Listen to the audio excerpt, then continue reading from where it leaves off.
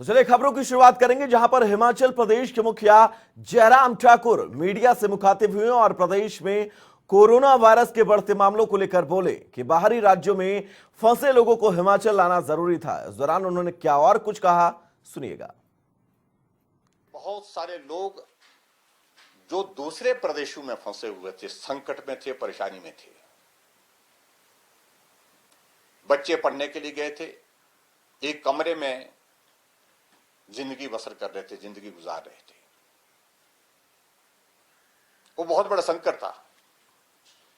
ऐसी परिस्थिति में एक मानवीय दृष्टिकोण यह आवश्यक था कि जहां पूरे देश भर में मामले बढ़ रहे हैं, हमारे हिमाचल के बच्चे अगर दूसरे प्रदेशों में फंसे हैं और उनके जीवन पर संकट है और उनके जीवन की रक्षा करने का दायित्व तो ये भी हमारे ऊपर है, उनको वापस प्रदेश लाना ये बहुत आवश्यक था। तो चलिए आगे बढ़ेंगे, जहां पर सीएम जयराम ठाकुर ने प्रदेश में कितने लोग वापस आए और उन पर कितना खर्च हुआ, इस पर भी विस्तार से जानकारी दी है, सुनिएगा। लोग जो लाए हमने 1,17,000 के लगभग हमने पूरे हिमाचल प्रदेश में जो आए हैं, और उसमें जो ट्रेन के माध्यम से लाए 6,115 लाए हैं, और जिस पर हमने 51 लाख रुपए खर्च किया। जो बसें से लाए तो वो जो है वो 22,000 के लगभग हमने जो लोग लाए हैं, जिस पर जो है एक्सपेंडिचर जो है लगभग 3.5 करोड़ 3.5 करोड़ ये हमारा इसमें ये एक्सपेंडिचर हुआ है। तो सीएम जयराम ठाकुर ने इस दौरान यह भी कहा कि हमने फोकस करके काम किया है और परिस्थितियों को काबू भी किया है। वो बोले कि पीएम मोदी ने वीडियो कॉन्फ्रेंसिंग के जरिए प्रदेश सरकार की तरफ से जो कदम उठाए जा रहे हैं उनकी खूब सराहना की है। जो बीजेपी एनडीए रूलिंग स्टेट्स है उसमें हिमाचल प्रदेश पहले नंबर पर रहा है।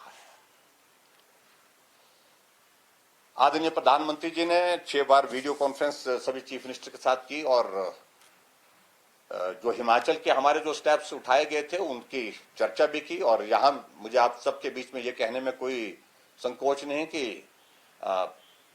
हिमाचल के कुछ अच्छे जो हमने जो कदम उठाए हैं, जिसमें एसीएफ का जो पर्टिकुलर जो हमने एक्टिव केस फाइंडिंग के लिए जो हमने प्रोसेस शुरू की थी, उस प्रोसेस को माननीय प्रधानमंत्री जी ने सभी मुख्यमंत्री जी की उपस्थिति में कहा कि ये सभी प्रदेशों को करना चाहिए जो हिमाचल ने किया है।